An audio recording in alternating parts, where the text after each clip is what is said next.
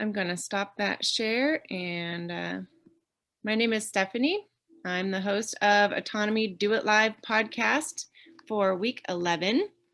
We're joined by quite a few fellow students today. And I want to thank everybody for coming in and joining me on the podcast. So excited. I hope we have a robust discussion about week 11. We've been in the course for, almost the whole thing. It's not quite over yet. Thank goodness, because I'm going to be sad when it ends. But so stick around for all that if you're watching this. I was thinking the theme of this week could be moving from consumer to producer, because we've learned a lot about how we've encountered a lot of the digital tech stacks and whatnot, other forms of digital marketing as a consumer. And we've learned a lot about how we are going to start producing that ourselves or just becoming more aware of it as a consumer. So I wanted to talk about like our Q&As, our lectures and all that, but kind of focus on student projects. Last week, Rob Mannell hosted Do It Live, and he talked about captured media and the decline of true journalism. And so I thought that would be a nice kind of segue into what we're doing, because in the place of all that, there's been a plethora of new media outlets, and some of that takes the form of autonomy students podcasts like Truth Conduit, and Phoenix and James have recently started Grand Theft World Liberty Radio, which is awesome. And there's also, blogs and newsletters and other things that autonomy students are putting out to the world, which is awesome. So I think we should start with, I wanted to kind of talk a little bit about the lecture that we had last night. So I'm going to share again my screen. I just have one slide to show from the lecture last night about opt-ins. Here we go. And then kind of start a conversation about the different forms that those can take. So opt-ins. You have a direct connection with the contact and you establish value one-on-one. So a lot of this is about building trust, which is something I've enjoyed about learning about the art of sales, is that it's trust-based and value-based. It's not about trying to get somebody to buy something they don't want. It's honestly educating them. And if it's not something they need, then you're not going to sell it to them. But it's educating them on it so that it can improve their lives. So once they go through this opt-in process, then they're on your list. And we learned a lot about autoresponders or drip campaigns. So that once they are on your list, you can continue to educate them like in a paced fashion so they're not overwhelmed, but providing them with value through that. Just tons and tons of value so that by the time they want to buy something from you, they know they're going to get just extreme amount of value. So if anybody would like to contribute to what they got out of this part of the lecture last night, I would welcome that, because this was huge for me. This was what I was waiting for, is to learn the details about email marketing and things like that. Is anybody using that right now for their business or plan to? I plan to, but I don't know in what capacity I'm going to be able to do that. But that definitely has been a plan for me. And it was interesting because part of this whole talk was different email services and essentially like how many emails they can send per day. And I thought that was interesting because I'm coding my own website, and the framework I'm using has its own SMTP or simple mail transport service or whatever it is library in it. So theoretically that won't be an issue for me. And that's something I'd actually recommend for people if they want to, if they have the technical skill or want to pay for it. If they can host their own physical server, they should be able to get around those email limitations of other companies by just sending it from their own server. Yeah, I think you and I were speaking, Ryan, was it yesterday? Yeah. Just in the dojo. And I was asking if you had a lead magnet yet. And I think we just got off on the tangent of the most interesting conversation, which, maybe doesn't apply, but I think that that's a great idea if that's something that you can handle, is hosting it all yourself and creating and building it all yourself. That's an admirable skill. I'm definitely not a techie person, so Well, once I get good enough to build my own site and maybe a couple practice sites for hobby things, then I'm probably going to turn around and make some sort of thing out of it to sort of either teach either specifically people in autonomy or just maybe even just a short little course on it. I'm not sure. Just a recorded thing to be like, here's the basics of coding, here's the basics of how to put a website together with this coding language and framework, and please then do other that. people could do that. Yeah, I'm in. This is stuff that is completely foreign to me, so I would love that. Anybody else have a plan to use like an email drip campaign or some sort of lead magnet opt-in for their business? Eventually, I will probably do that. I'm not sure when that's going to come into play yet, but yeah, that's part of the process I intend to follow. Like Ryan, I might be able to set up some of that infrastructure myself. I certainly have the chops to do it, but whether that's going to make sense from a logistics and time standpoint is another matter. It may be just easier because I've gone through that before, and some of those things can be a little bit tricky, especially when it comes to email. So yeah, setting up an email server is not for the faint of heart. There's a whole lot of stuff that goes into doing that without getting on spam lists and other things. So I'll probably opt that out or outsource that aspect of it.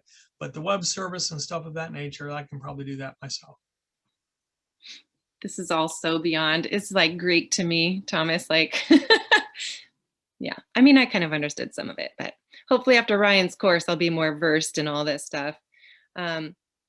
So I currently don't have a business of my own. I've been thinking of developing some sort of framework around education and homeschooling.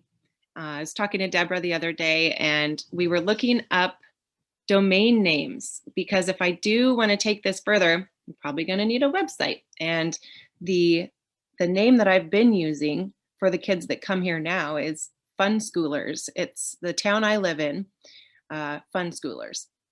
So it would be really cool if more kids could learn in this way. It's kind of like combining unschooling with forced schooling, with Montessori, with homeschool. It's like taking the best of everything and incorporating narrative, story, because we all learn through narrative, right? Story is everything. And having a video element to that. I was talking to a couple people on in the dojo earlier today about this aspect, and yesterday, of having a video element to the way that they can learn. Not all kids, need that, but for my son, and I have a lot of mom guilt about this, he watches screens too much, and I want a way to engage him, first of all, but also to kind of ease him out of that that amount of screen time by, so here's my picture in my head, having like a narrative video. It's like an animated character, and you watch them go through this story, and then the parent or educator, whatever form that is, pauses it at a certain predetermined point. Like, you'll have your teacher's guide. It says, okay, pause it now and go do this with the kids.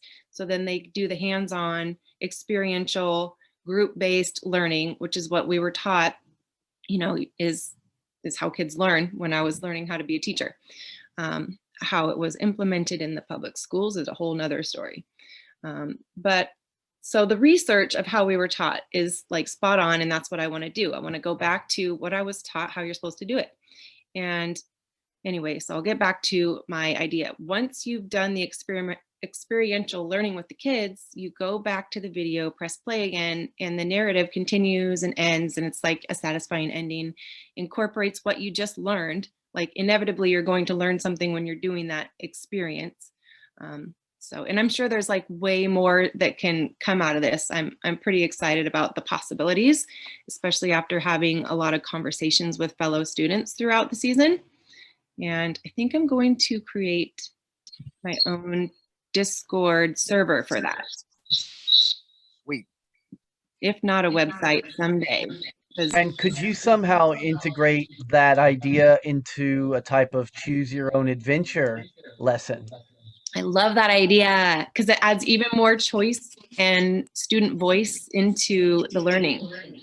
You know, they need their own choices in there as much as possible. I wanted to show you guys. So Deborah and I were just kind of brainstorming and chatting, getting to know each other the other day, and I was looking up. Do you guys hear an echo? We did for a second, but it's gone now. Oh, I found, or we found, Fun Schoolers is taken. So, you know, kind of brainstorming maybe a different name or a related name, Fun Schooling, Fun School, and those are all taken.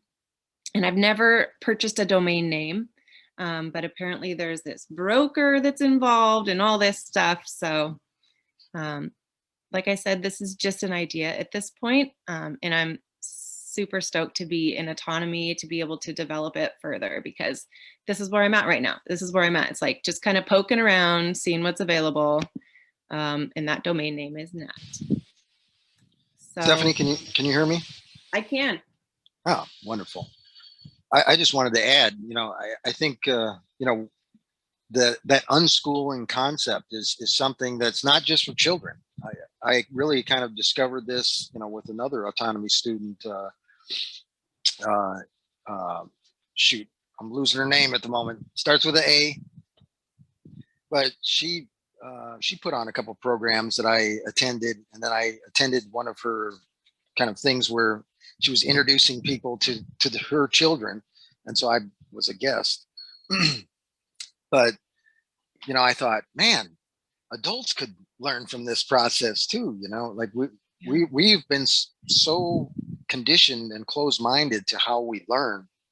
There's so much more that we can do in regard to, kind of designing the experience where people really get to learn and really get to be aware of how much potential can be learned through, just interacting with other people and interacting with other people that, want to facilitate your curiosity.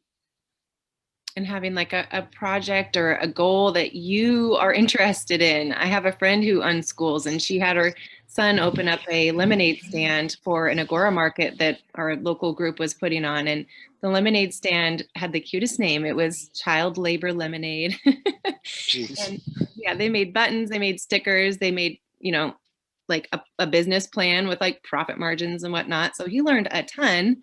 He's the same age as my son. So that's pretty awesome. My son's 8. But what you were mentioning about adults learning through this way, that's what we're doing in this course. Like it's, yes. I was taking notes earlier, like we get this information through the lectures, and we practice it, and that gives us like true knowledge. And then when you practice it some more, you get the understanding, and you like share it with others. There's your wisdom. Yeah. Like you can only master it with practice. Like I look up to like Joshua and Richard and, Chris and everybody who's doing it, like they've got something going on. Like Deborah, like people have solid businesses, and I feel like I'm so far away from that. But after going through this course, I realized that true mastery of this stuff only comes with action. It comes with practice. Yes. And so, we're working on projects that we enjoy. We're doing unschooling, basically. We're working together. We're learning by doing. Yes. Yeah, it's incredible, and I've certainly witnessed your talent already, and I'm very excited for you, because I think you're you're going to do big things, and I'm thrilled that you're bringing this to us, because like the way that you just started this Do It Live, you were basically pointing to some excellence that you saw in this course. And everybody has that kind of experience, and we should be encouraging everybody to like say, hey, where do you see the gold? Because we really want to make sure that everybody's seeing all these golden opportunities that are there through this course, because it is overwhelming. There's just so much, and to some degree that's that is another way that we can overwhelm ourselves, is like with the opportunity. It's wow, there's just so much opportunity. I don't know where to go, which path to choose. And again, we're kind of taught that, hey, we got to choose a path, and that's going to be your path, you know. And it's like, no, you can fail at that too. You can have a path that starts off and then it gets a little bit too nasty and, you know, bushy and whatever, and you can turn around and go the other way, you know. And Yeah. that's kind of what we can help each other realize, is you really can't lose in this situation, you know. It's just about how fast you want to win. Mm-hmm. Yeah, I like that. You can't lose. It's just about how fast you want to win. I think I'm going to write that down. Another little slogan maybe we can throw into something we're doing. Yeah. Yeah, I mean, that put in mind the advice that my dad always gave me when I was wondering what to do next, you know. He would always say, just keep putting one foot in front of the other, Steph. And I feel like there's more to be added to that, but it really helped me just kind of stop overthinking things and just keep moving forward and keep taking action, keep practicing, keep failing, keep learning. That's great Amen. dad advice. Amen. Yeah, great dad advice for sure. So also, Stephanie, Chris McMillan mentioned about choose your own adventure, and I love that. And I thought maybe a name could be choose your own adventure, ED, instead of adventure, adventure. Yeah, I like that. I like the play on words. I'm a Yeah. total geek for play on words, wordplay. Choose your own adventure. It's kind of long, but I mean, yeah. Or add dash venture for advertising venture. No, ed, like for education. So adventures, right? Gotcha. So adventure. Instead of adventure, like instead of having an adventure, you could actually call it adventures. I don't know if that's taken. Yeah, cool. I know, right? I mean, I bet if we looked it up right now, we would discover that it is. Nah. But you can also build on the concept of like choosing your own adventure, creating your adventure life, you know, what adventure are you going to live, kind of that kind of marketing style. Yeah. Or is there a symbol that represents what you're talking about? Is it like an enlightened, you know, owl or something? Because then you could basically use that as like your logo could be your description, which could be your internet location. Wait, are you saying the name would be like after that? Like if it was an owl, like use the name, the word owl in the name? Right. Like, yeah, something along those lines that essentially becomes your logo and a description of your logo. Yeah. Okay. Yeah. It's kind of like you just said, Michael. It's like, okay, well, if that path is too bushy, just like keep hacking through another way. Figure it out through brainstorming. So that was all I really had time to pull up from the lecture last night. But I did want to kind of move on and talk a little bit about the structure of the course, because we've seen almost the whole, you know, like the different sections pretty much. So we started out with basically, like, I think of it as like a check yourself, like couple 3-4 weeks, like what do you need to get rid of in your thinking processes? What is not serving you, and what can you add back into your life once you've gotten rid of that stuff that will serve you and help you reach your goals? So we learned about like indoctrination in the schools.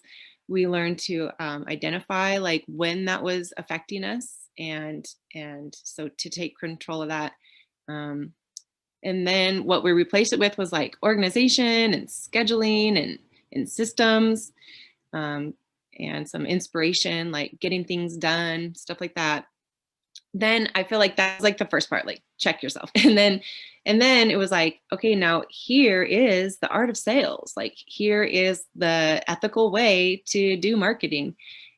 So that was, you know, several weeks, and we practiced, we had exercises, and it's really built on each other. The weeks have really built on each other really well, because you start out, when you're doing the check yourself, you're like just getting to know each other, having interviews, getting comfortable with that, just being on Zoom and talking. And then the art of sales, you're kind of taking it up just a little bit more of a notch and talking to each other about like in more of a role play situation. So it's like just a slight nudge more out of a comfort zone. Whereas if you were to jump straight into that, it'd be like a cold pool, you know? So, and we have these call sheets. I don't think I brought one to the meeting, but the note-taking sheets were helpful for me. And you're just problem solving with each other. Like it's role play, but it's real. It's like, okay, so this is the real person I'm talking to. I am going to talk to them about their real problems, and maybe I have a solution to help them with, maybe I don't. But that qualifying thing is still in the back of my head. Like, are they going to be, you know, a good fit for autonomy or not? And so that was the artist sales chunk, like chunk number 2. This is just how I picture how it's been so far. And then the final chunk here, I figure, is like digital marketing and how to, like, what that even is, like what's in it, what is a tech stack and what's in it. How do you do that one-to-many marketing, and how do you do it in an ethical way, like continuing with that, just being excellent to everybody that you encounter. Like, how do you market in an ethical way? I'm excited to see what's next. I think we have like one more lecture, but then there's bonus lectures, right? We found that out last night, so that's cool. Who's been through it before? Anybody want to give us a preview of what's next? Or is that not allowed? I don't remember. I haven't What do you- I haven't checked out the bonus lectures since season 1. I don't think I remember. I can't remember what all. I shouldn't have even opened my mouth. I'm not adding any value here. Well, I mean that's informative though, because you're at all the lectures, so I feel like you would know. So No, don't. Not all the lectures. This season, yes, but in the previous seasons, I kind of, once you finish and go through the season yourself, then the other seasons start. You, in my case, I've been I picked and choose and picked. I was picking and choosing certain lectures that were more relevant to me. What I was focusing on, what I was more interested in, was just meeting the new people as they came in, as the community grows. That was more of my focus over the last few seasons. So now coming back and shadow hosting this season, it's been really refreshing for me to sit down and actually see it all again and again.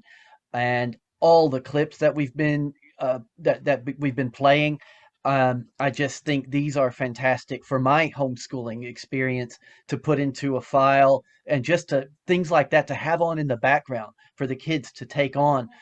You mentioned screen time earlier, and that's a hot topic for homeschoolers. How much screen time do you give them? What do you do? And um, the compromise I have in my mind is I've got an external hard drive, and I'm putting things like the autonomy clips on there to, if you're going to have screens on in the background, have things like that running in the background constantly. I don't know. I'm throwing out solutions. These are things I'm thinking about doing. I have been building up my files. I haven't been able to. I've got my other hard drive. I haven't started doing that with the kids yet because, well, I got to get them in a situation where they they're starting to get interested in it. They're 9 and 11. 9/11. Don't. I just realized, and but it's not a bad idea. You talked about screen time. It's a compromise. Okay, have some screens on in the background, but have things like the old what you've been missing episodes. Have you seen those from the piece from the Tragedy and Hope website? Richard's earlier material. They're short, little entertaining videos, and they're informative.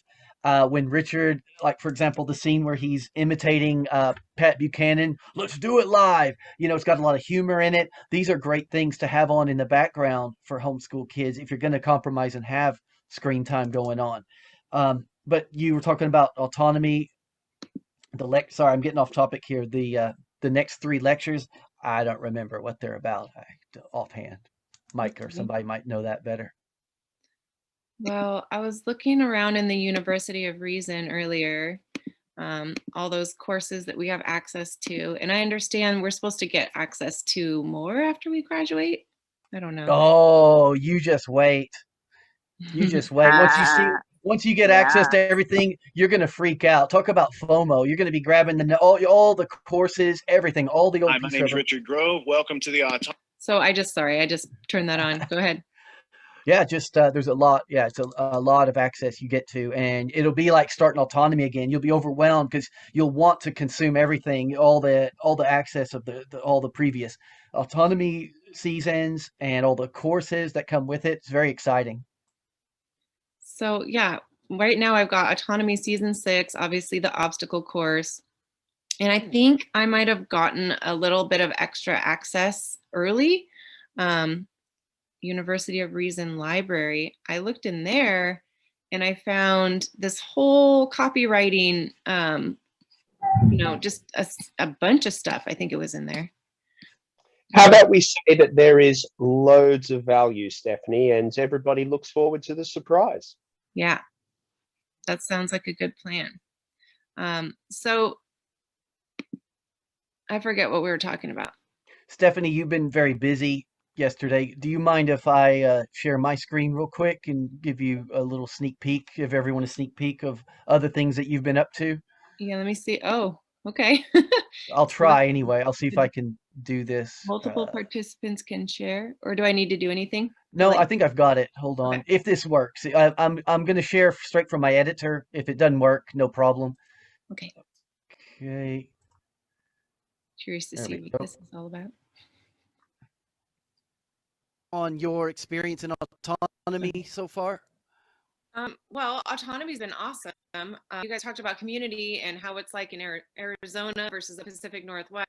Can you hear that okay? Yep. Okay. It's a bit choppy, but Where I live. And that's really what originally drew me to autonomy. Was I was just seeking out community, feeling like the only quote unquote crazy person that I know was myself. So I would go and watch okay, ignore the visual. It's what you're saying that matters. It's choppy, but this was a nice little testimonial you gave yesterday. Awesome. The Highwire or the Corbett Report and just sift through the live chat and look for other links, like other places for information and other places to connect with people. And through that found some local people and found autonomy and, just like one step to the next, finding these other resources. But I wanted to also bring up about the censorship. I don't think Etienne's really brought up some really cool ways that the Art of Liberty Foundation has come up with to not skirt censorship, but just make stuff uncensorable, like hand-to-hand sharing of the book. So like the Friends bundles, people have been buying those, like just buying like 10, 20, 50 books and then, or like leaving them on the shelf in the library, which is really cool. And then, so also there's the guerrilla retail kits. So like just put it straight in the store, And I think— What is that? The guerrilla retail. There we go. So that was a sneak peek for everyone at what Stephanie was up to yesterday. We did a fantastic roundtable discussion with Grant from Presence Music and Howard Lickman, and I'm getting it edited right now. Maybe I'll get it out tonight or tomorrow. So that you did a great job yesterday. I would have, I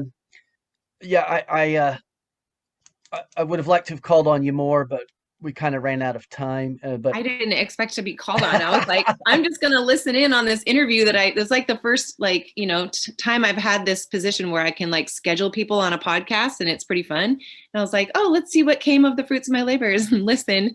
Oh no, I answered questions.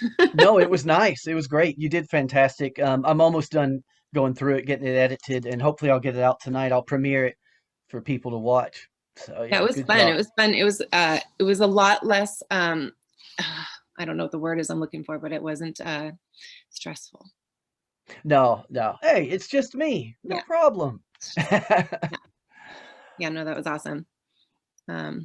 So speaking of podcasts, I kind of feel like we've heard from a lot of students that when they're getting feedback from Richard Grove, they get a little starstruck. And, because a lot of people have been watching Grand Theft World and Tragedy and Hope and stuff, listening for years.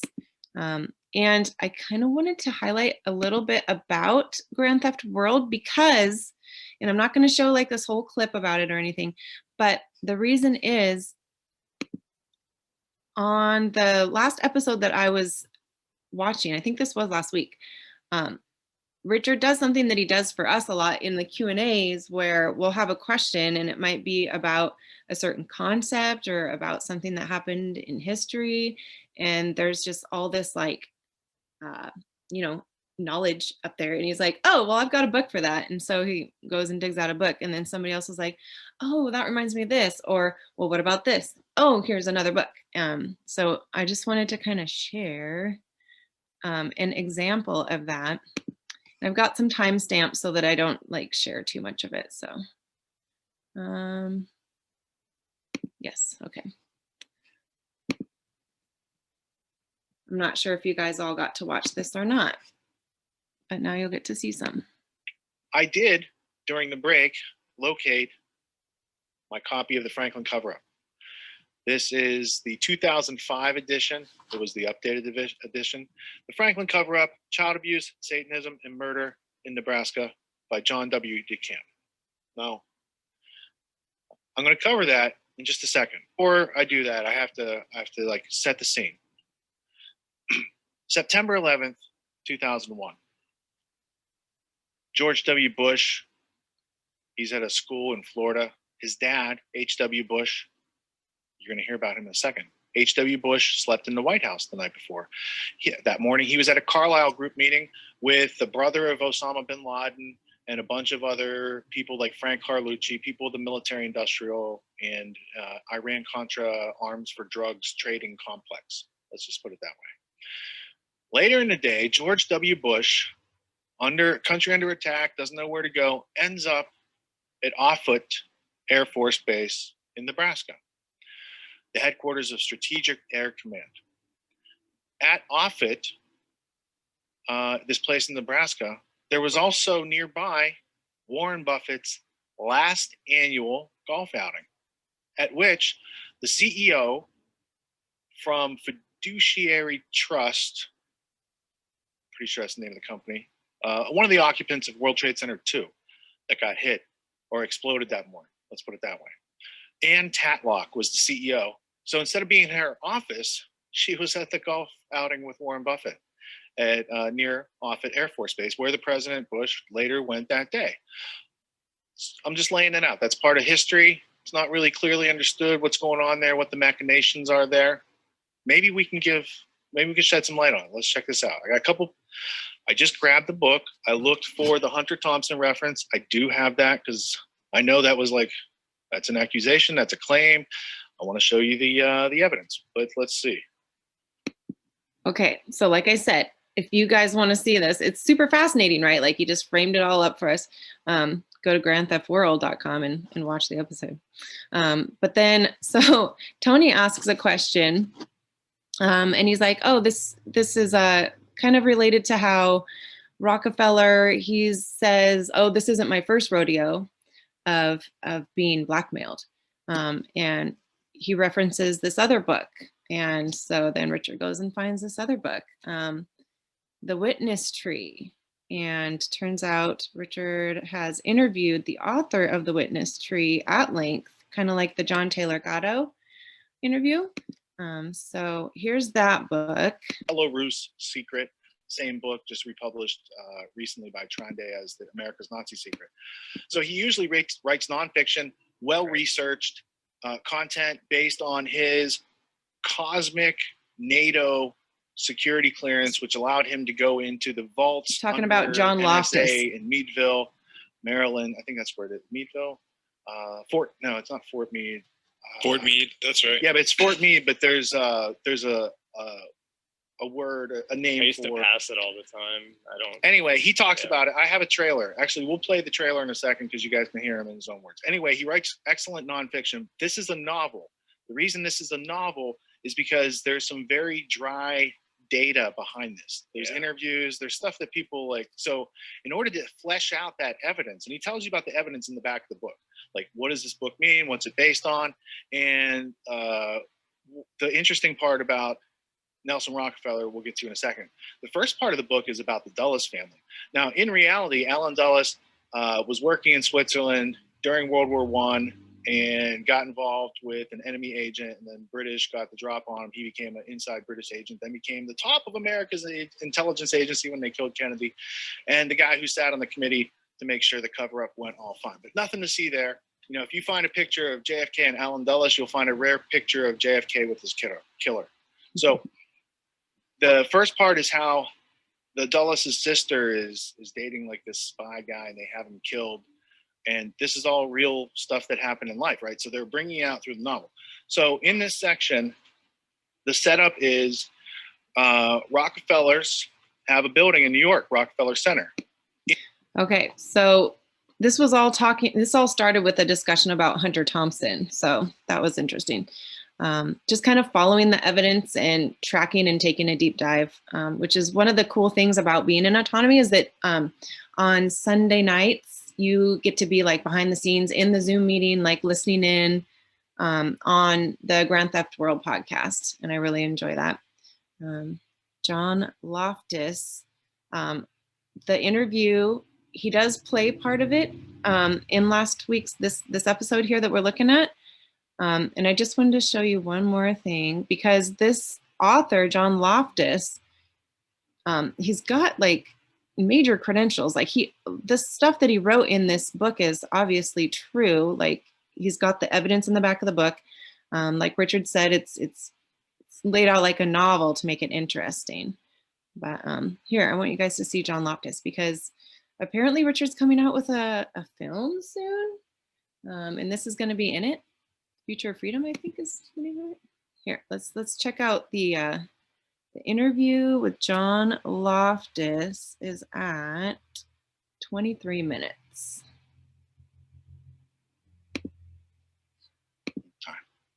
Let's check it out.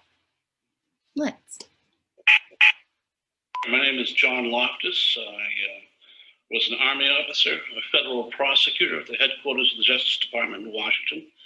And then I worked for the Office of Special Investigations, which was the Nazi war crimes unit that was set up during the Carter and Reagan administrations. And unfortunately, I discovered that many of the Nazis I'd been assigned to prosecute were already on the government payroll. So I ended up being a whistleblower. And in 1982, I appeared on an Emmy Award-winning segment of 60 Minutes. Mike Wallace got the Emmy Award. My family got the death threats. It was a great trade-off. And after that, I went to private practice law in Boston and set up my own law firm for a while. But over the years, I've become a private lawyer for whistleblowers. And I charge my clients $1 a piece. I'm the worst paid lawyer in America, but among the better informed. Is in order to be a client, you have to have a security clearance above top secret. I had a Q clearance for nuclear weapons secrets, an SI clearance, which is the wiretapping NSA clearance, and a cosmic clearance for everything in NATO that was top secret and above. So I could read the British intelligence files and the Dutch intelligence files, as well as the American files. And so I was the first person in a half a century that was able to go through the classified vaults where all these old intelligence files are stored. And they're stored out in Suitland, Maryland, an interesting place. There were 20 security vaults underground, like bank vaults. And each vault is 1 acre in size. It's a little bit of, remember the last scene of Raiders of the Lost Ark? Well, that's what the underground vaults are like, only not as organized. But I was looking for something unique, not just for files about Nazi war criminals, but evidence that might suggest that the hunt for Nazi war criminals had been obstructed. Evidence that the trials had been fixed. My first boss was a prosecutor of the Nuremberg trials, the bankers' trial. And he was the one who told me that he thought the trials had been fixed, that resources were taken away from him and the other people who were investigating the banks and forcing them to close down some of their investigations. So he and I had both been Army officers who had intelligence training. And so I had 2 jobs. One was to investigate Nazis from the nation of Belarus that might have immigrated to America, and also to look for evidence of this who fixed the Nuremberg trials. And the two sort of clashed together, which is why I ended up in 60 Minutes. What did you discover, and why have you dedicated the last 40 years of your life to exposing these secrets? I discovered that a small corrupt group of American officials worked with the British Secret Service to relocate Nazi war criminals to the United States. Now, to be fair. All right. You guys gotta watch. You guys gotta wait for the Future of Freedom film that Richard's working on, as do I. But the reason I wanted to highlight that is because that's the kind of stuff that we get, as you all know. Like when we're just asking questions, we get the rich knowledge that Richard's got in his brain, and all these cool books. And I wanted to show you guys. Okay, so John Loftus was talking about the underground vaults, right? So, and he compared it to the last scene in the Raiders of the Lost Ark. So I had to look it up. So imagine this. This is where he went. He was like looking for this evidence of, you know, the cover up.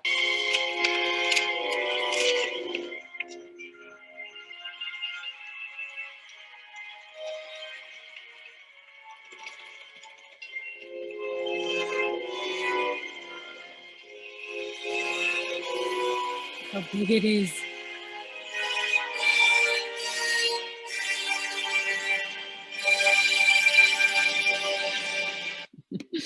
I just thought that would be entertaining for us all to kind of compare that, since that's what he compared it to. I'll never forget that. Made such an impression on me when I was a kid. That scene gets the imagination going as to what else is in those crates. Yeah. So did I stopped screen sharing, right? Okay. So I wanted to talk to you guys about, because this is stuff that's always been in the course, right? Like it's always, Richard's always been in the course. But new stuff in the course, like what's new right now? I know there's like this accountability thing that's being built in for season 7. For people who, you know, they might struggle with, oh, I don't think I can do all this. I'm gonna need like something extra built in to keep me on my toes. And we can hear you, Al.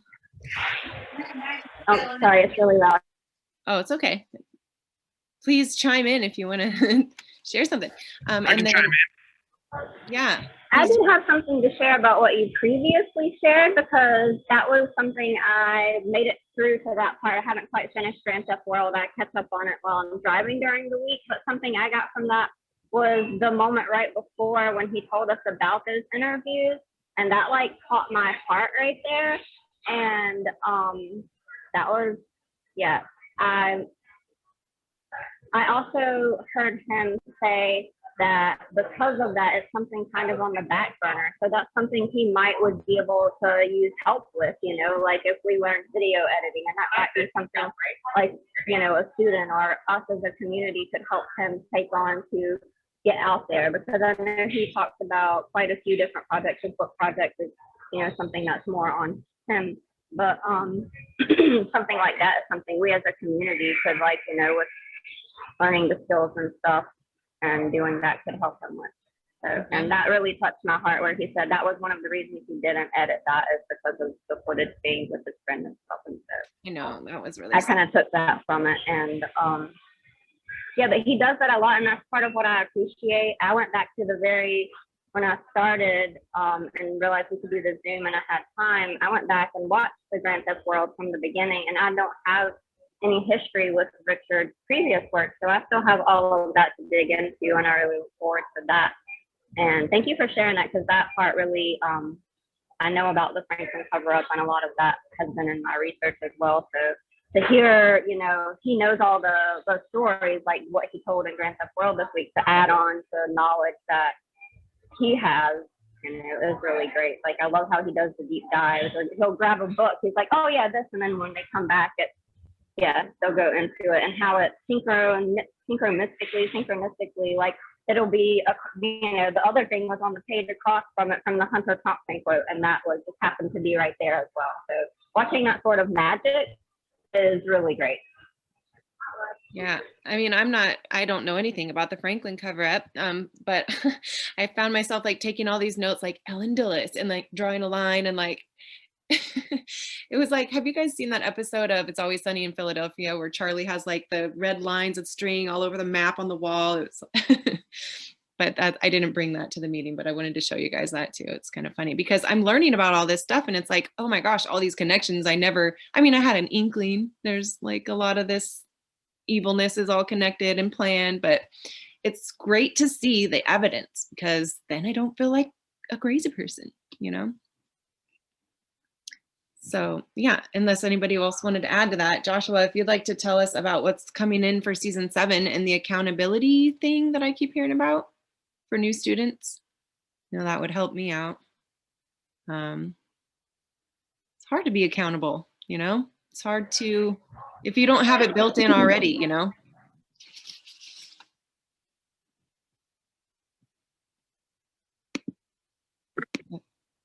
I got something to say about that.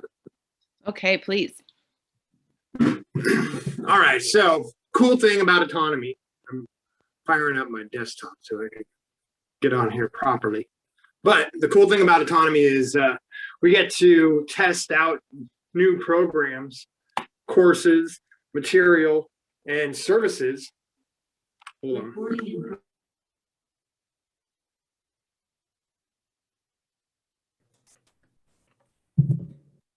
How about?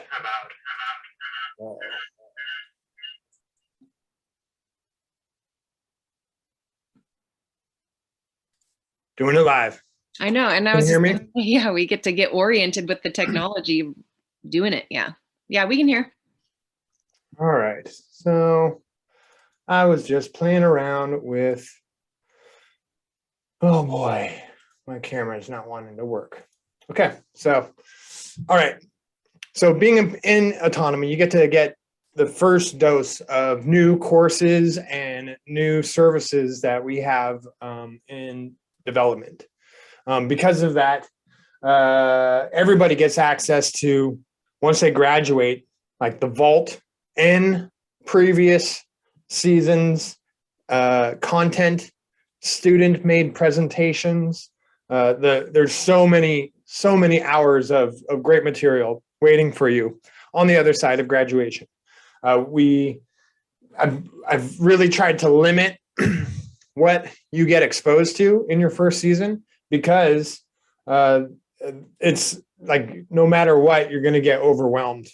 There's so many things going on each week. There's so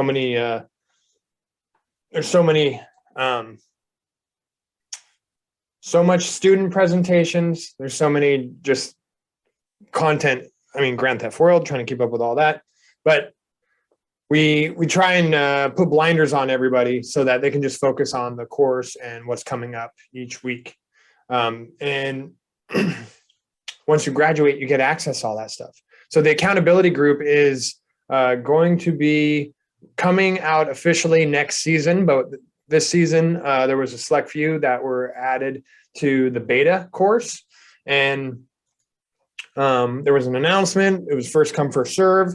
And the new coaches, accountability coaches, they got their calendars filled up and now they're testing this out. So now this is going to be an added service to season 7 when they come on, that people can hire these accountability coaches to help keep their feet to the fire and really, gain all that value out of having somebody there rooting for them as they go through the course. Because, as you're building momentum in self-development, it's really difficult and takes a lot of effort and energy to get going. And especially dealing with all these patterns and like negative self-talk, doubt, all the things that autonomy helps you recognize and fix. It's still really difficult to do all on your own. So we're excited about the accountability. It was really a key component to guaranteeing success for students. Those that are ready for it, are ready to get that support to reach their goals. That's going to be now available.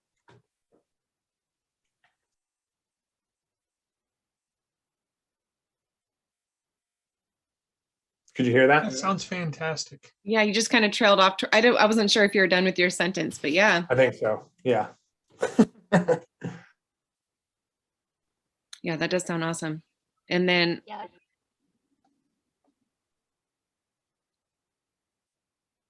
well, I also heard about Kara is releasing her copywriting course soon, I think, which is another option for us. And that's something I'm definitely going to want to be taking. Yeah, I'm so proud of her for getting this completed. She's thought about it. I mean, it must have been at least a year and a half ago. And so to see her put the time and energy, like learn about, how to create multiple streams of income as what you learn about in autonomy. And then her doing the work of having those meetings and collecting that content and organizing it. And then she really put a lot of time into producing it. And now it's going to be not only available to graduates after it's as a next step in their skill development, but also it'll be on the Agora Marketplace, the Autonomy Agora Marketplace. So she's going to have her like public facing product that we're going to help her sell, and she gets to fulfill, a new stream of revenue that she worked so hard to do. And once you can create, especially a course like this, where her time isn't needed to make money and she can make money while she's sleeping, that helps support her and her family beyond what she does with Autonomy Unlimited as our like lead copywriter. Yeah, I can vouch for the copywriting class. I'm halfway through it. I'm really enjoying it. And she's very attentive and very responsive to your comments and questions as you go through it. It's pretty awesome. Oh, it's live? She's working on it. Well, again, like the beta course of her creating it got to participate live and helped her refine it. And now she's going to be able to create tiers of, this is, here's a pre-recording for those that just want to, soak up all the skills and methods inside of it. Then there's going to be, being able to turn in your work and have her critique it, which is super valuable to get direct feedback on what you're working on. And then she'll be able to set herself up as for like one-on-one consulting too. Yeah, that's mainly what I was referring to. You turn in some work. She's very appreciative of the work you do, and she's very quick turnaround getting her feedback to you. Yeah, I would definitely invest some of my time and money in a course like that from her, because after being in some of the copywriting meetings, it's like just like the level of expertise, like things that I never, I'm obviously not as entrenched in it, so I don't know. She'll talk about the best strategy to do, and then the best language and the best tone and the best like layout. And it's just, everything that you could possibly want to know about copywriting.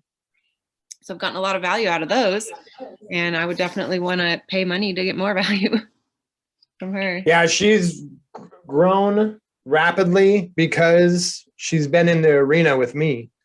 When I found her, she was a waitress, and she always had loved to write, but her parents or those close to her said, you can't make a living doing that. You need to get a real job. Mm-hmm. And so she put that aside, and I'd like to take credit for sparking that interest back into her and getting her connected to some revenue sources, showing her that you can make revenue with this. And then at the beginning of the pandemic, she made the wise decision to quit her copywriting or her waitressing job and jump in both feet. And I've been keeping her busy since. And this is what's so great about autonomy is, and I talked about this in last night's Q&A, but the going through the course and becoming aware of the buffet assortment of skills and methods that autonomy teaches you, it really is just the first step, becoming aware of those things. Then you need to put them into practice to really incorporate them into your skill level. And Kara's done that. She's been in the trenches with me we've been working together for 4 years now, to where she's been taking punches, getting, clients that were uneducated on copywriting, trying to tell her what to do. And she has to swallow her pride just because clients are kind of always right until we fire them. But she's putting herself out there, being vulnerable, getting feedback, and then seeing the results of her work and letting that be the actual judge of her methods. And once you're out there in the or like in the open market, that's where you really like learn and things get embedded, because you are out there, taking punches, as I call it, but you're out in the arena with the rest of us. And that's where things rapidly accelerate. And since we're talking about Kara as a sidebar, and since she's not here, we can talk about her, right? Little side project I'm doing with fellow autonomizer Khalik Sim. Kara is also an awesome poet, and she read an incredible poem for the first Renaissance Revolution that Khalik and Agnieszka hosted. And I was so impressed by it. I printed it out, and a little project we're doing together it's a sidebar project where we're reading it out. We're going to put some B-roll to it and make a nice little video out of it. And with that, hopefully with that project, we will be able to plug in her copywriting course and Khalik's website as well. And since I'm producing it, obviously people will be watching my website. It's content created and everybody wins. That's cool. Hey, I have a question about that, Mr. Macmillan. Yes, darling.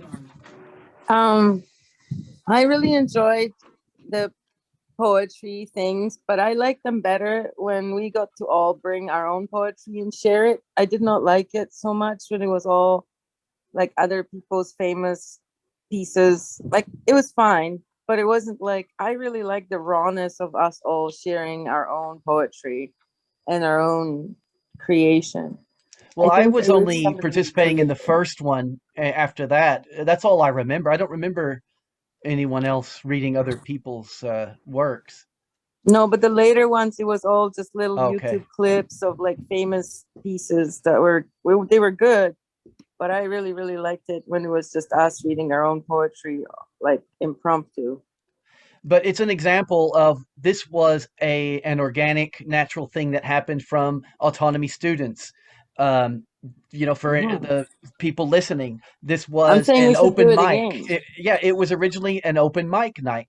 It was hosted by Agnieszka and Pablo, and it was just brilliant. Everybody came together. There were songs, there was poetry, there was interpretation, there was music. Brandon Habernis got up, played the guitar. We had a great time, and it's one of the many examples that can happen in the autonomy community. That's pretty cool. I haven't been to that one yet. I did get to pop in for part of a brand new course being developed by Bob Podolsky, the Harmony Enhancement. So I was able to glean a little bit about what that's about. I wasn't really aware that it was time for that until it was almost over, unfortunately. But it's about, and whoever was there, correct me if I'm wrong or, add on. But I took some notes that it's about being able to provide an intervention when you notice that there is not harmony. Like, you can be kind of like a neutral third party helping people problem solve, but that you can also practice this stuff with yourself and in your own lives. And he gave some specific methods for inviting harmony back in. Like, if you notice that there isn't this congruency and harmony between yourself and somebody else, or like a couple other people, there's specific strategies you can do to help. And even if they don't end up agreeing, you can still bring peace to their lives. That's what I gathered from it. So like, meet with a husband and wife and after they've gone through all this, like they have peace, but they might still be deciding to get divorced. It's not like your end goal is to make everybody agree. It's just to bring peace and harmony. So that sounds like a pretty cool course that's going to be offered soon. I'll chime in on that because that's definitely one of my projects that I've been working on for a while in conjunction with Bob. And, there was a lot of different things that we added to that course that made it, fun and a little bit more, participative and engaging. And so to some degree, we're demonstrating different techniques that people can use, especially people that are giving or trying to teach other people or giving courses for their own thing, because I think this is something that we can emulate with everybody. I think, what you were saying earlier about consulting Richard's wisdom, really in the Q&A, it's getting to the point that you're consulting all of our wisdom, and everybody is kind of emulating what Richard has led us into, and as we practice that more, it becomes easier and easier for us to help each other, and it's unfortunate that we didn't realize this, ourselves, but the fact of the matter is we got to be retaught how to actually be in harmony with each other, which is kind of the thing with Bob, is that our expectations have been lowered so much that we expect, discord, disharmony, rather than harmony. And it's really about just expecting, harmony. And then when there's disharmony, recognizing it and calling it out, and then helping people, restore harmony, because that's where we really, we really succeed. We really, get to enjoy our lives. You just realize that's not normal. Yeah, that's not normal. Call it out, bring harmony back, bring the natural state of things back. The hive mind, utilize that hive mind without being a victim to mob mentality. Yeah, indeed. And I just wanted to say a real big note of gratitude to Joshua for bringing us Kara. My goodness, he's got an eye for talent, obviously. Yeah, Joshua's like a people placer. Like he's like, you'd be good for this, and you'd be good for this with this person. Like, good at noticing things where people need to go. I think pretty cool.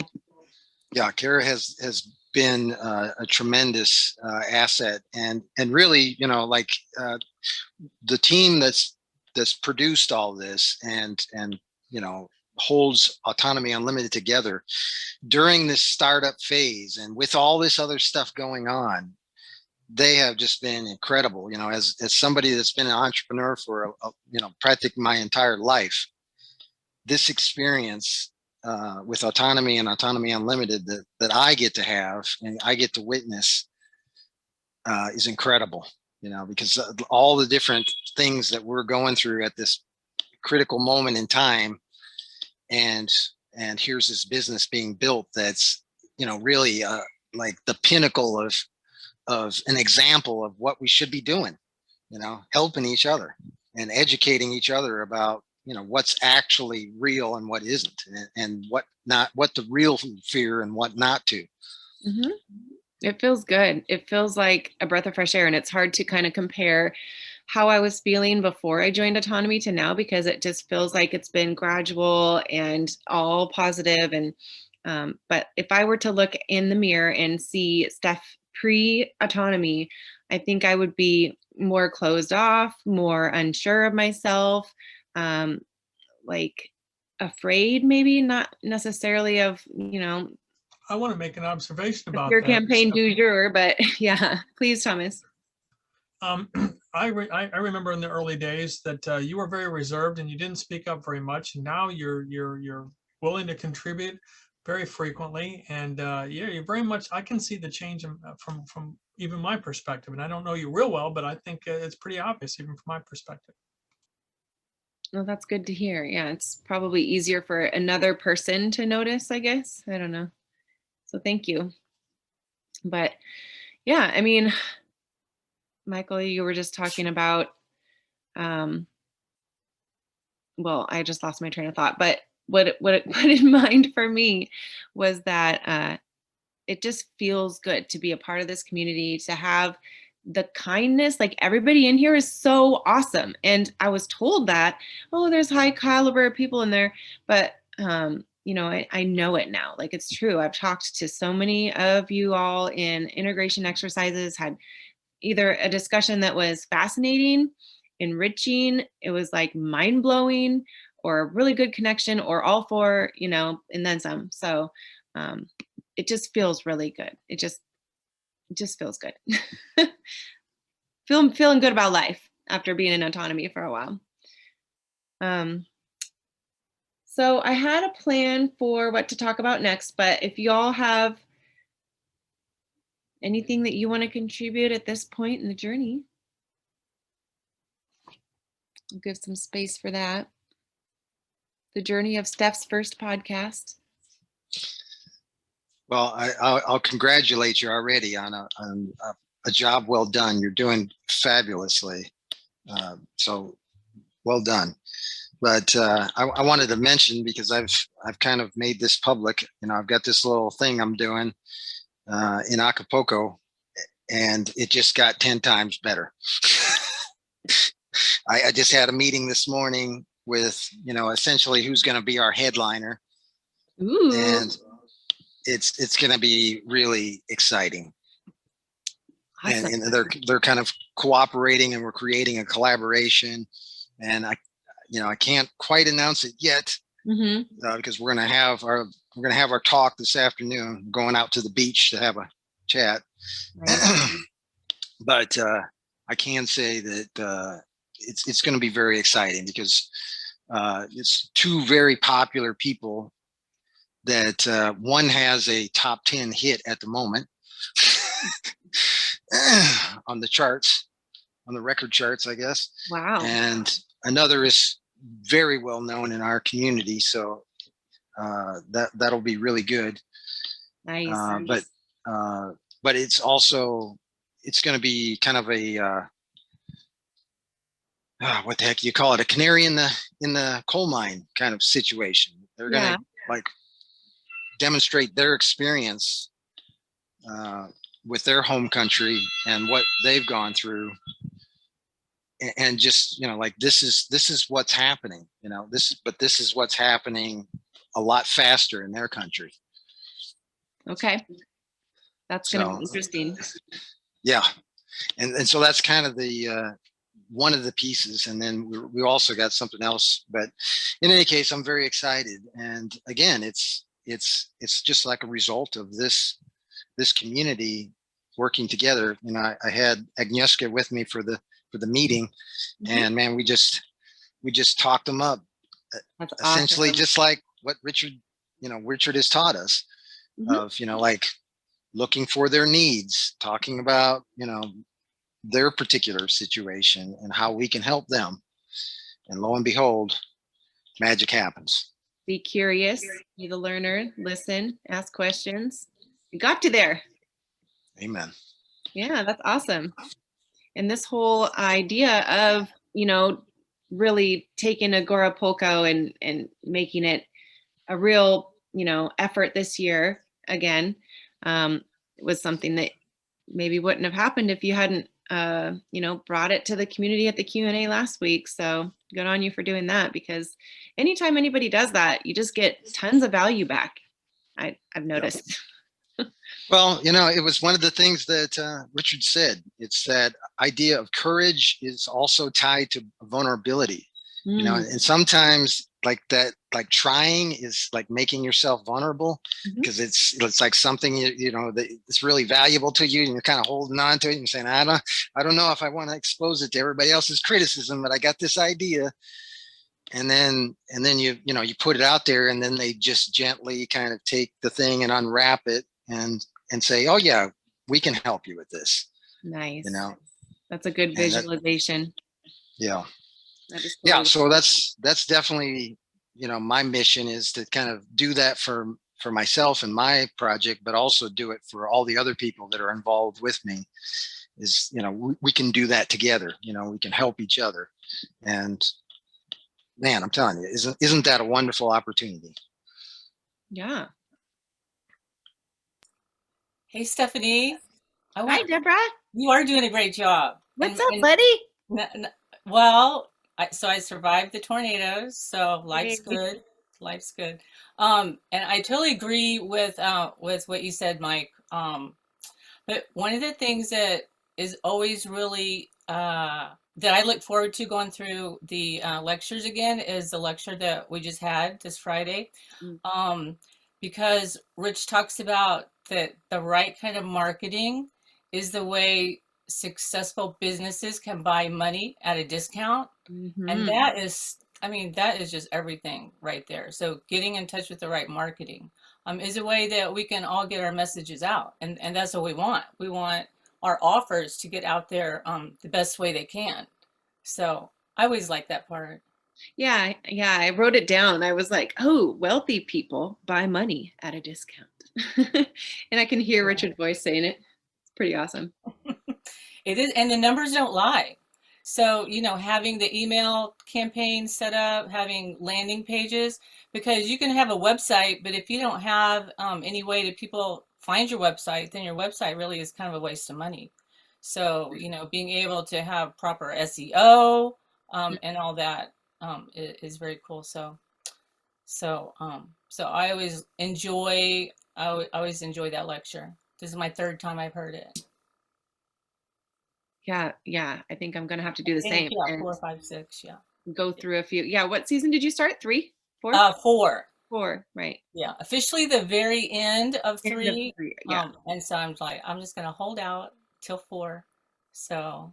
Yeah, I was asking you about what that was like to join at the end of a season, because, you know, I've heard that that's like, you know, encouraged, common. It's not like you have to join right at the beginning of a season.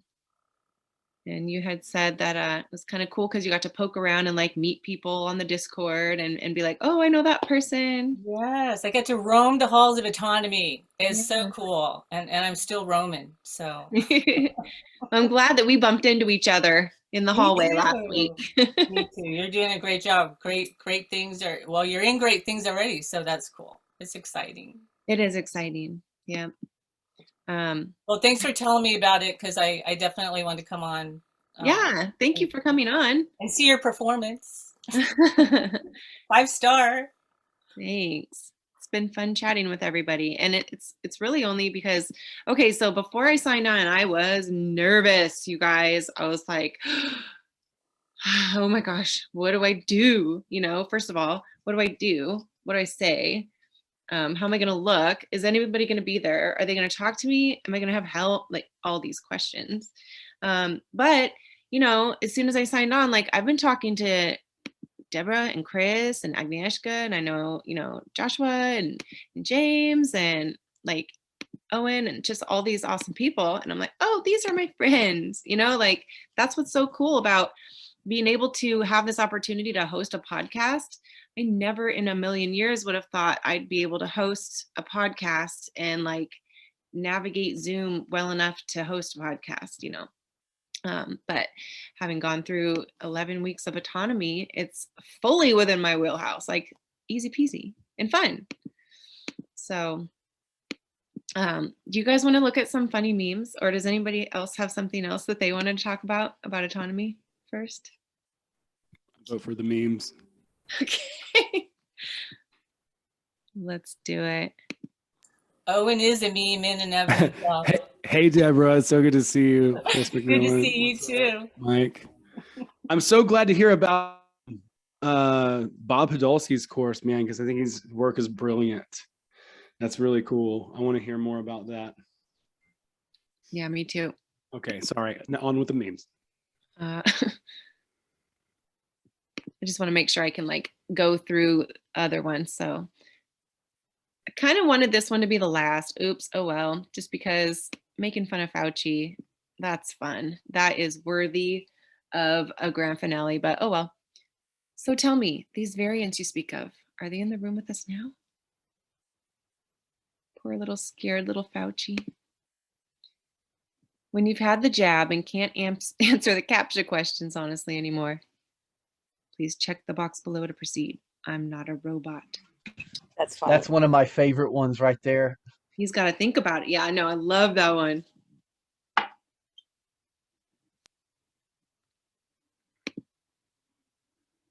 And this is going on recently. I mean, this is just current events here. Love is finishing each other's sentences. Why does she have to finish his sentence? Because he didn't kill himself. And then this is just sad. I mean, this is a meme. This is a meme of our times. This is why. See, that makes me think of that thing. Why can't we just put restaurant tables in schools so children could sit together? Yep. Right? Just call it a restaurant table. Well, no, you just need to go to the nearest restaurant, buy all their tables, replace the restaurant tables, the school tables with the restaurant tables, and then you'd be safe, right? Yeah. I mean, that is logic right there. I love it. That's Does it logic make and sense? science. I'm surprised the children aren't muzzled. Oh, yeah, they weren't, were they? Oh, well, because they're eating, but they got them down around their chin. But the adults aren't muzzled at all. Oh, no. They don't need to wear that ugly They face. don't even, and it's disgusting and dirty, and there should be biohazard. Hey, I saw the other day, I saw a guy throwing out a mask as if it was actual biohazard. That's the first time I ever seen it in the last 2 years. I was like, dude, you actually get one theory and stick to it. That's awesome. How did he go about doing that? What does that look like? Like, he picked it up from his car, he held it away from his body, he walked up to the garbage and dropped it in there. Uh-huh. You know, he didn't trample it up into his pocket, he didn't throw it on the ground. It was impressive. That's good. Yeah, I mean, that's what they are. Yeah. All right, let's check this one out. Speaking of masks, you must wear masks, stay in your homes, close your businesses, take our vaccine. There will be fines and consequences. What would happen if they all did this? So I don't want to, maybe I shouldn't say the V word or the I word like this one. That would suck if our little Do It Live Autonomy podcast got a strike or something. It's for the reindeer. I know some people who have had to go to those lengths, which is ridiculous, just to get something that you should be able to get. Before I give my answer for rejecting government institutions, I think you should defend their existence by making a compelling argument for the morality of using force against nonviolent people. My favorite. Because if you don't, then no one's going to build the roads. Who's going to build? Why is that always the most ridiculous? But that is their go-to response. It's always the roads. It's so ridiculous. Because they like to repeat everything they've heard, and that's a really popular thing that those like to use as an argument. And so it's been repeated enough to where even average people use that. Dude, you don't even have to think about it. My conspiracy theorist perspective on it is that after the mud flood, there were no roads, so that was the first extortion. Come on, buddy, it's for the roads. Nice. Wow, good one. Yeah. So it's been permeating and becoming real ever since then. As like, this is the reality. That guy kind of looks like Howard. It does. He does. It's a temporary measure, just like the goods and services tax in Canada and the income tax and, you know, that whole roads thing. It's all temporary. Mm-hmm. Yeah, well, I've been doing the Stefan Verstappen course, Stefan Verstappen's Complete Guide to Forming Communities. And he talks about how fire departments, you know, all these different services, police, was all provided by a mutual aid society back in the day, not the government. Ooh, I like this one. So who can tell me the history behind this? So like, who's this guy that got memory hold by getting erased from this photo? Because like what they're saying here is, if you go to YouTube, then, or whatever, Facebook, whatever, all these algorithmic social media and content platforms. The dislikes, you're not going to know about those. I'm just going to erase that from the picture. It's like memory holding it, like this guy. Who's this guy that got memory hold? Anybody know this famous photo? Because I Isn't don't. his name That's Alexei Stalin? Poroshenko? Okay. I think the kid's name is Alexei. I can't remember his last name. And look at the ratio there, like totally ratioed. Not only they're not going to show you the dislikes, but they're not going to show you the ratio of the dislikes. I made a meme of that original photo with the guy before and after.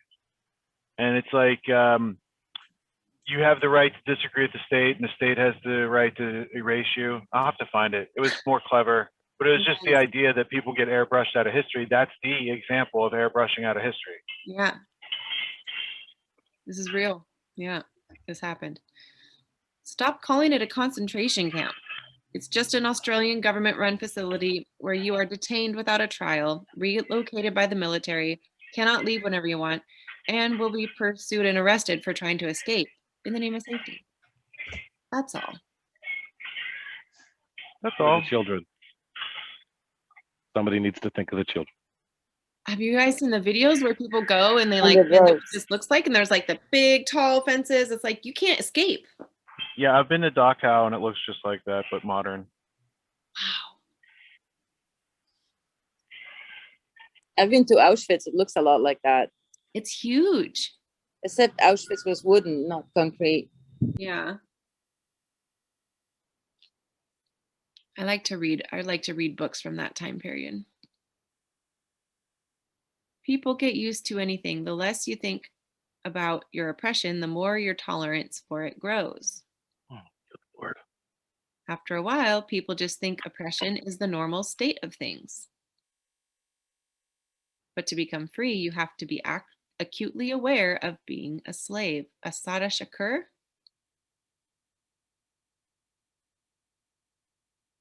You know, it's funny because as they delete history, they don't end up deleting the belletristic books, the fiction books, you know, story books. So Susie went to the store and Mary John and stuff. They don't delete those books. They just delete the history books. So if you actually read some regular books from the 1800s, you get to learn a lot of little tidbits. Like France. France used to be called Frangistan, and nobody knows why. Well, why? But there's also a theory about all the countries that under the stand that they have something in common. Because stan means a state, like the United States, right? Anyway, I learned that from a poem from the 18th century that France used to be called Frangistan. That is interesting. So if anybody's got any good leads on like children's books, especially from the 1800s that were published during that time, not just now about that time, or you know, any fiction books, I want to start looking into that. Thank you, Agnieszka. That's a great line on the truth. Great insight line. That would make a great, that image, just that guy with the "They Live" face would make a great t-shirt. Oh yeah, it would. Let's see. For Grand Theft World. It's the right colors. Stephanie, I've got an interview with a couple of prima donnas that's going to be a bit difficult, so I got to take off in a little bit. But I just wanted to tell you, you're doing great. I'm really enjoying the show, and thank you for hosting today. All right, thank you. Have a good show. Bye, Phoenix. Hopefully. Bye. You're going to be great. I'm not worried about me. I'm worried about the guests. They're already bickering. Oh, shoot. You can handle Yeah, it. it's going to be fun. Good luck, man. Peace. I was just going to chime in with something in regard to that kind of like the old story versus the new story. If you look at the old version of The Count of Monte Cristo from like 1934, you'll see that there's really a different motivation to the character than, you know, what we see in the current versions. I don't know how many there are these days, but you know, the 90s on, The Count of Monte Cristo is about revenge. And it's completely the opposite in the original, in my mind, you know, because it's not about revenge. In fact, the old man when he's in the prison, he chastises him and says, you know, it's good that you're going to have to, it's going to take you like 8 years to dig out of this place because you're going to need it to like fix yourself. Oh, So you don't have that. Yeah, I thought it was revenge. about like unlearning obedience to the state, like the authority, like the prison is in the mind, and when you can Indeed. escape the prison in your mind, you can escape the captive position. They don't want Yeah, people to know that, Mike. That's why they tell you it's about revenge, man. Yeah. The Revenant, that Leonardo DiCaprio gets mauled by a bear and drags himself 200 miles. It wasn't like, there's some evidence that the guy wasn't motivated by revenge at all, and they just did that to kind of like bring some historicity to it, make it entertaining. Yeah. But the legit things that those people did back then, I think, don't need to be hyperbolized because they're already grandiose enough in their, like, you know, survival capability or their willingness not to quit. Their absence of self-pity, that's what it is. That dude drug himself 200 miles. What was his name? Hugh, I forget his name. Shit. Hugh Glass. Hugh Glass. Hughglass, 1830s. He got mauled by a bear. These guys tried to nurse him. They left him for dead. He dragged himself like 200 miles, and he wasn't willing to quit on himself. You know, he had things he wanted to do. The rest of us would like die of pity without like an autonomy course to give us a start. There's no rite of passage that taught us what we can do yet, what you're capable of, that you can do anything if you have to. Hoorah. A similar story to that would be Touching the Void, if anyone has seen that. True story of a mountain climber that fell through a chasm. Everybody took him to be dead, and he did the same thing pretty much. He drug himself through the glacier back to base camp after everybody had long thought he was dead. I remember back when I didn't read too many books. This is before 9/11, and or right around that time. And I read the story of the guy who went hiking and got his hand caught in those boulders and had to cut it off. Yeah. So it was like called 72 definitely remember hours that. or yeah, it was, I was like, whoa, you know, and I was living in New York City and I hadn't done anything in the woods in a long time. And I was like, this terrarium's not good for me. It's because of that movie that I never go anywhere without my trusted Swiss Army knife. Yeah, right? Good point. Remember in the very beginning, they showed his hand reach into that locker, and there was a good Swiss Army knife right there, and instead he grabbed that cheap old, cheap Chinese multi-tool. And yeah. Yeah, that's a good point right there, dude. We were just talking about Leathermans last night and how you can have like a real good quality Leatherman or not. I got a Leatherman in my vlog this week.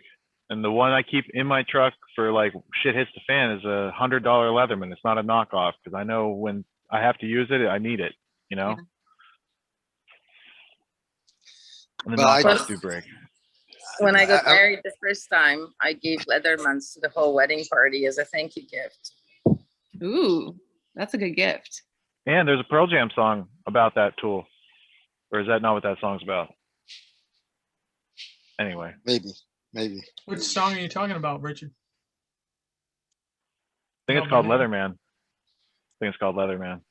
Oh, I don't know. Oh, well.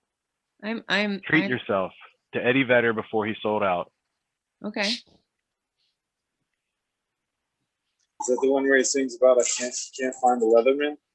I was thinking the same thing, man. Can't find my Leatherman. It is such a shame about Eddie Vedder. That's one of the few celebrities that sold out that actually depressed me. That was the first meme I made, Chris. Lisa took me, she went through a lot of trouble to get tickets to Pearl Jam, and it was on my birthday. So I wanted to see his concert. I hadn't seen a concert in like 10 years. I'd just been doing research, and Pearl Jam's coming to Hartford on my birthday. Man, I was so psyched. We go there, we're having a great time. And then this is like 2015, 2016. And like 2/3 into the show, he goes, I got to tell everybody about some amazing people I met today. And I was like, yeah? He's like, Sandy Hook. And I was like, oh, really? And he's like, you guys can't have guns. And I was like, record scratch, stop. And I start booing. And people were like, no, he's saying he's pro-gun. I'm like, no, he's not. Listen to what he's saying, man. And then everyone started booing. And it's okay for him to have bodyguards and armed guards to guard him and his family from fans. But we as individuals, we don't have the right to self-defense. That's what he was saying. So she and I split the concert. And I was like, you're as dead to me as Bono. And I'm not talking about Sonny Bono, who hit the tree. I'm talking about Bono, who, like, you know, acts like he's a friend of the UN and the people, and he's like Satan. And he used to dress up as Satan in his act. I mean, it's not too far of a stretch. That guy fell far from the tree. Curious thing Anyway, about Bono is Eddie everybody in Ireland hates him. They all make fun of him. Nobody likes him in Ireland. When I was living there, everybody just said, he's a wanker, he's an asshole, you know, and when you come back to the States, people who worship him, and I once said a negative thing about him, and everybody really jumped on me like, what? You can't get onto Bono. And yeah, it's a shame about Bono as well. I think they're an better. MI6 front group, right? Like, how did they get their start? What were they singing about? You know, this sort of thing, this rise to power, and then all of a sudden, yeah. So, well, the music industry in general is pretty corrupted, to say the least. I love the music, not the messengers. But it's hard to get a good message across in the music industry because it is so controlled and diced up between the mafia and the government. Yeah, enter Jay Dyer and all his esoteric research. Great quality, great bundle of information there on that front.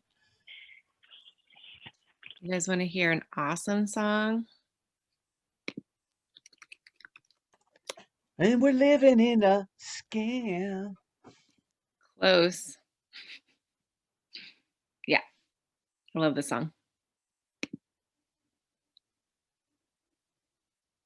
I said we're living through a scam, yeah.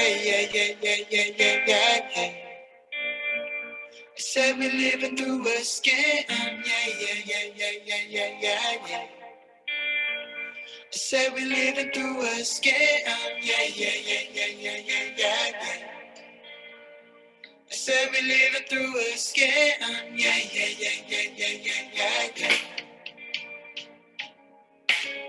Break down that walls like we got to unify. Differences between us make us beautiful and divine. Politicians, them, they use that difference to divide. I know who I am, my heart is in alignment. Standing up to the tyrants, no need to live in confinement. Babylon crumbling before my eyes, I'm not surprised yet. Every breath I take in my oxygen, I'm optimizing. My health is my true wealth, and no vaccine will compromise it. Needles injecting into the ship, but they genetically modified. Installing the operating system, 5G comes online. This is my favorite part up here. He talks about them coming to give him an injection. Because we're living through a scam, yeah. I said we're living through a scam. Said we're living through a scam. Said there's a new type of Nazi on the block. Political correctness is the branding on the flock. Operation Warp Speed coming with the vaccine. When the needles come at me, there's only one who takes a shot. Hey, I got the 12 gauge in the closet, 357 for my bedside. Block on my appendix, I'm athletic, train myself right. Contact tracers come at me, your medics won't be too sight. On this human body, self-defense, it is my birthright. Indoctrination from cradle to grave, I'm not living under a slave state. Figure that get the criminals gonna be rule you through religion and hate. Authority held and belief, a majority fear nothing more than a speaking conformity. Outnumber them, 1,001. Wake from your slumber, jump out to this one, yeah.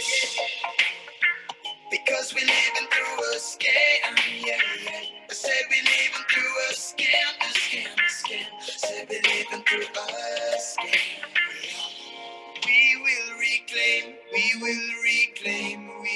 reclaim our sovereignty. We're growing stronger each day. Yeah. We will reclaim our sovereignty. We're growing stronger each day. Election is selection. attention. Let the fraud get your attention. Every voice is put the loop up if be thrown with no objection to aggression, no oppression, or violent tax collection. True democracy is each individual making her own selections. 51, making their own at 49, that's my boo. Dialectics to distract us, even the fight is not cool. Time for us to each become the master of our destiny. Individual separate is the way to free society. Rise up, take the power back. You rise up and be the change you want to see. Rise up, your silence is compliance. Let your words shape your future destiny. Hey, rise up, a counter attack you. Rise up, take a stand for love and peace. Rise up, there's no more playing small now. The time has come to choose to be free, cause we're living through a scam. And we not no politician can say we're living through a scam. We're free in our minds and in our hearts, said we're living through a scam. We practice self-ownership, I said we're living through a scam. And you know John love always prevails in the end.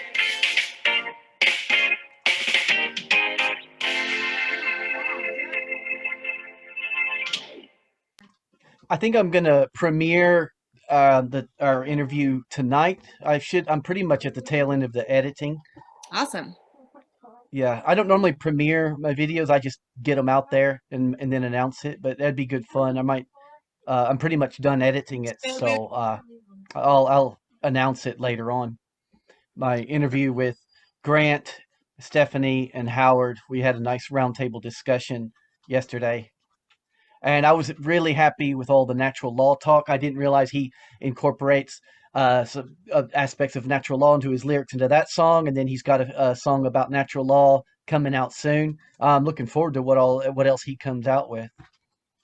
Yeah, if you really listen to the lyrics of that song that I just played, he covers it all in there, and you actually might have to look up the lyrics, which it's in the description on the video. Yeah, I've linked in the lyrics on all the show notes right now. I definitely got that in there. I might actually post it on the website itself. I'll see how I do for space. Oh, that'd be cool. Yeah. Yeah. Well, I got something. That documentary that you mentioned that Richard was producing. Mm-hmm. And since Richard's on the call here, is there any way, Richard, that if we put the resources towards that, we could get that thing out and kind of a event type release in February? How can we help? So I'd love to premiere that at my event. Oh, at Agorapoko, that'd be cool. I missed the what to premiere. Are you talking about Grant's song? Your documentary. Which documentary? Future of Freedom. Oh, that's not going to be done by. What year in Acapulco are you talking about? Well, I was hoping 2022, but maybe 2023, I guess. I don't even know if I can find the footage by 2022. I got projects, but yeah, at some point. That sounds kind of negative from our leader there. Come on, what's all this negativity there, Richard? Got to have priorities, and the future of freedom is not what unlocks any of the doors in front of me right now. Good answer. But can we help you in any way? Can we help with that project, or maybe help with whatever you're working on now? I'm sure I'm not going to get it done by myself. Are more interviews needed, Rich? Like you don't have all the pieces for that, right? No, I don't have all the pieces. Yeah, but that's what I thought. Getting a process in place to put pieces together is a good idea. Assembly, these sort of things. Okay, well, I'll connect you with some people to interview. All right, cool. There you go. That is a missing component. Everybody wants to help because now we want to see this documentary get finished and watch it. Well, that's good. It gets better from there. That's not even like the best part. And I have been uploading the raw footage into the Grand Theft Auto Kajabi, so people can have access to that. Cool. I don't know. I think maybe there's like one, but Rich, that might be a fun thing to at least put up for members. Which one?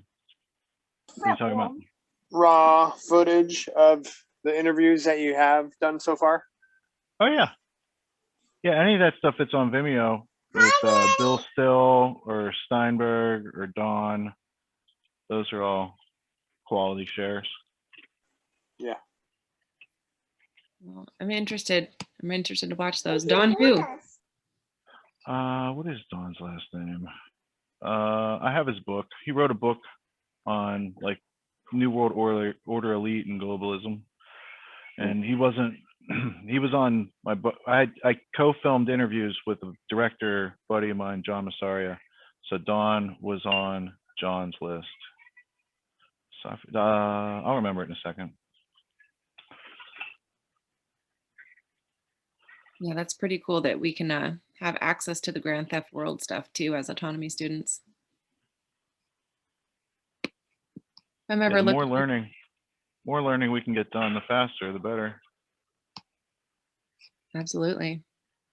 I popped on to the first, for my first Grand Theft World Tuesday night town hall, and Tony was there. And in my true New Jersey fashion, I had to bestow him with a nickname.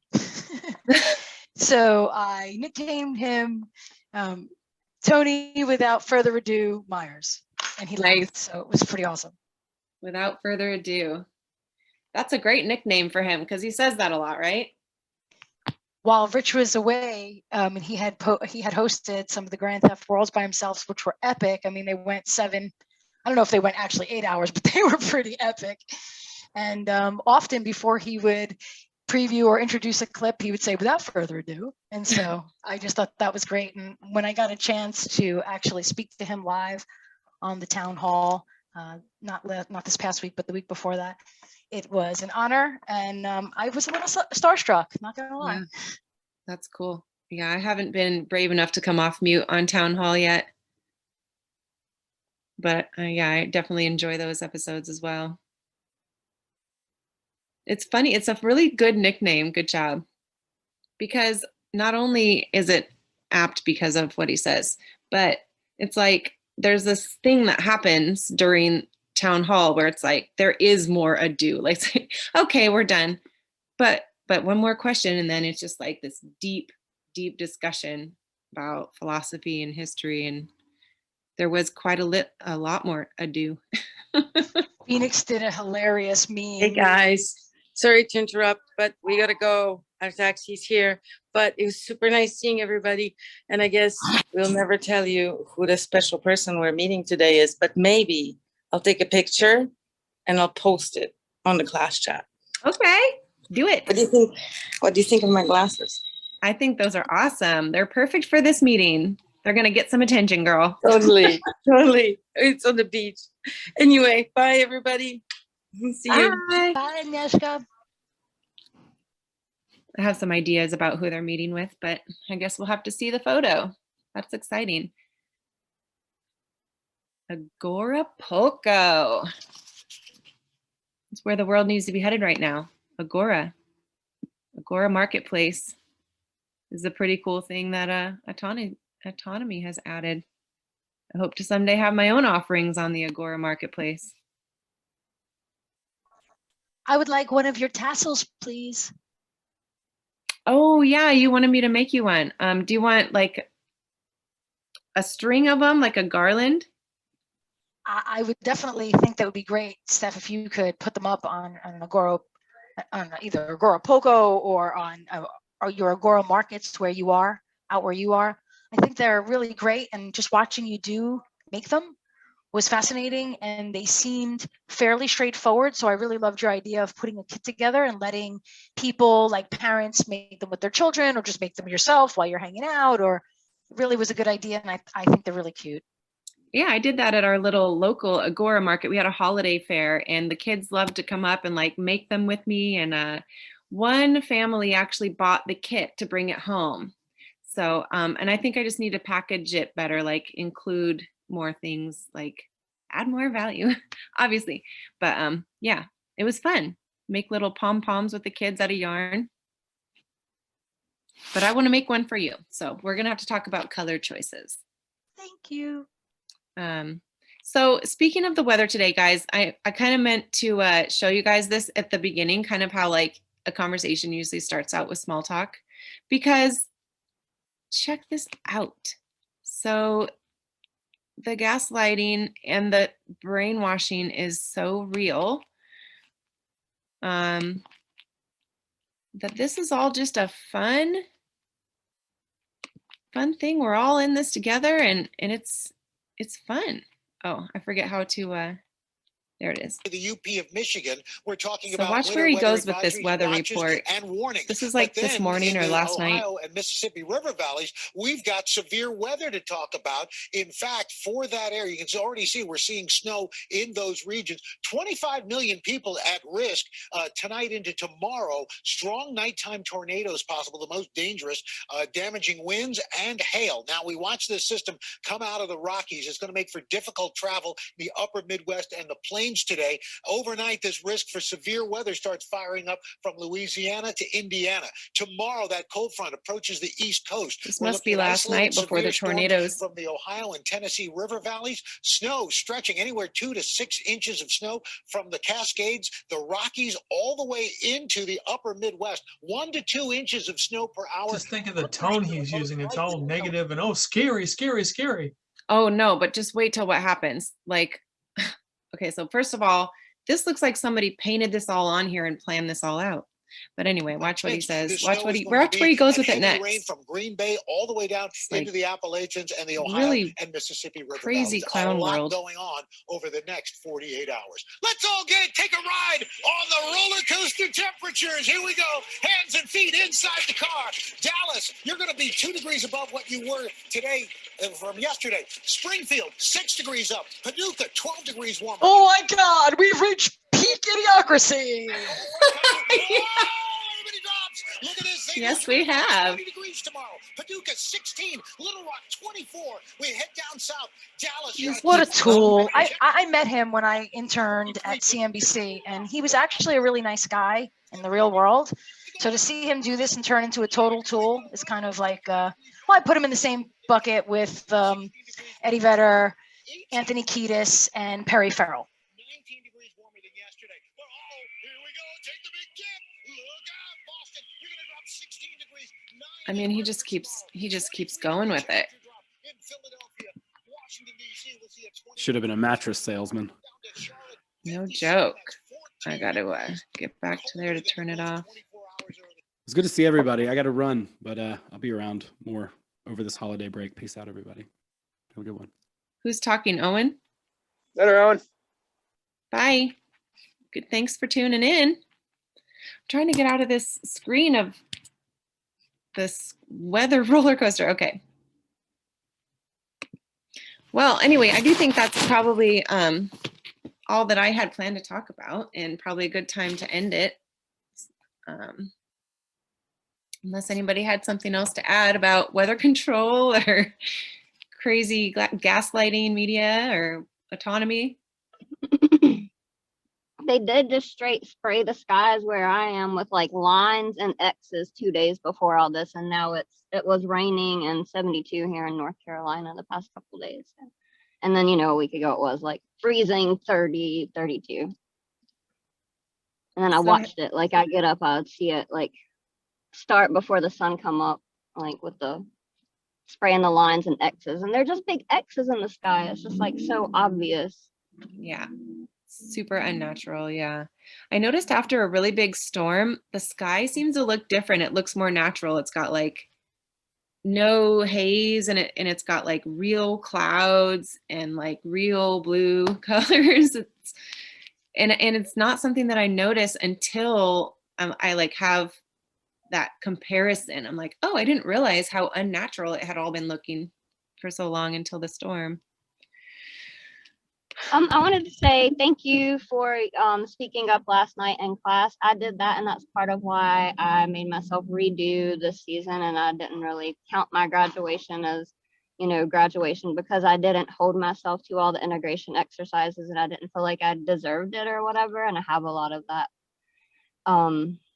holding myself accountable. So I'm probably going to look into that. But thank you for speaking up on that, because I feel that way a lot. And Richard's is just like, if you can just show up and, go from there. And like, I've been gaining, so much more value. I started the Derek Bros holistic self-assessment after speaking with Thomas. And yeah, there's just so many more opportunities and things to get into. Like, so don't expect to have any free time, really. Just like you keep learning and learning, and then somebody comes out with a new like Stefan Verstappen's course, and I haven't got to dive into that yet. I don't know.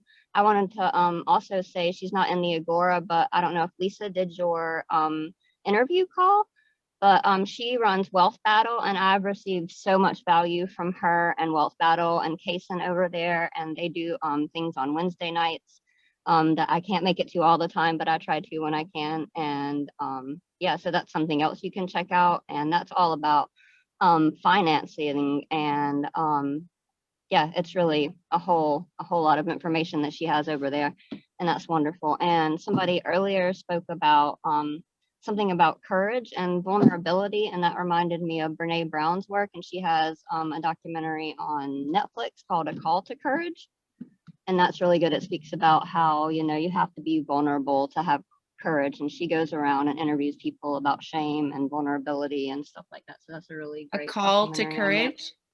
Yep. I'll have to look that up. And spoiler alert, next week we're going to be having, for autonomy students only, the beta run through of Andrew Kaufman's new course, How to Detoxify the Body. Oh, I did see that on my autonomy calendar.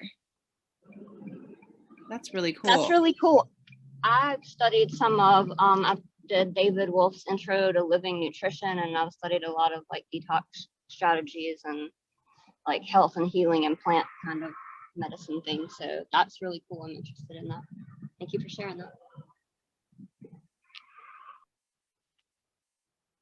Stephanie, fantastic job today. I'm going to let you close it out, and then I'll clean it up and get it uploaded.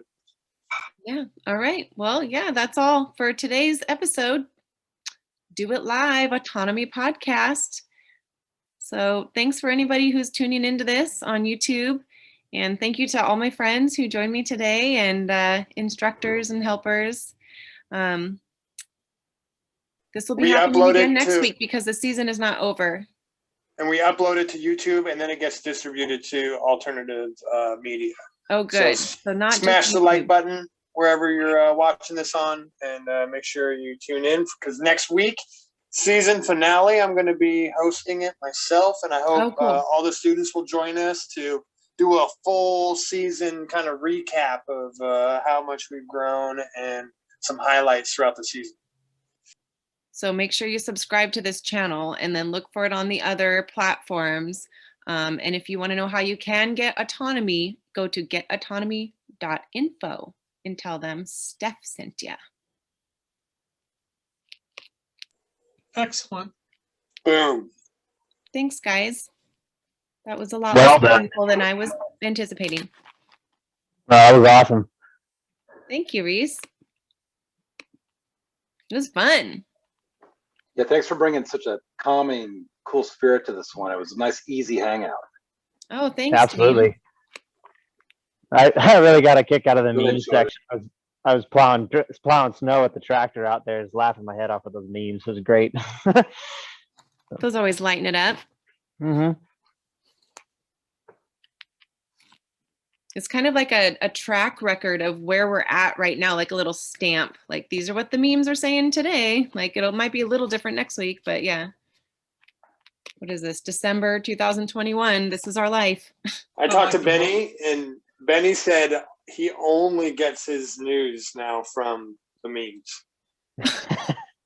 That's awesome. Like, he's so insulated, and that's just how he keeps up to date on current events, is just what's getting memed at him. So he's like a communication expert, though. Correct. So yeah. That's kind of like a meme for our state of our media, that a communication expert gets his news from the memes. Yeah, he's able to, I mean, you don't have to unspin the spun news because the memes tell it how it is, right? Oh, wow. Yeah, I can see that. So that wasn't bad that I played so much of Grand Theft World, because I really didn't try to play like a lot of it. No, it's great. Yeah, Okay, we'll good. see. We'll see if anything gets played. Who knows? I like that you took the time to pull the clip from Indiana Jones too. That was great. Thanks. I had to look it up. I was like, now I got to know what that looks like. I want a visualization of these vaults. These like sound so secretive and, you know, spy-y. Yeah, if anything gets us flagged, it would probably be that clip. I might be able to just mute it and see if it gets noticed. But the credits were on the screen, and I still don't know clearly what the requirements are that allows it. It's just a small clip, and you credit. I don't know. We'll see. This will be a good test. Yeah. Yeah. I wonder, you're talking about the vault, right? Indiana Jones vault. Yeah. Yeah. But, yeah. Do it live. Doing it live. See you, everybody. Fair, thanks everybody. Thanks, Stephanie. Thank you. Thanks for showing up, JL. Thank you. I'm so stoked. That was really inspiring. Thank you for unmuting, Elle, and talking to us. It really means a lot to me. So I wasn't the only one talking. Thank you. Good night. Thanks for being here, Martine. Great job, Stephanie. Thanks, Good Richard. show, everybody. That was a good workout. See you guys tomorrow. Bye. All right, sounds good. See you later, everybody. Hasta mañana.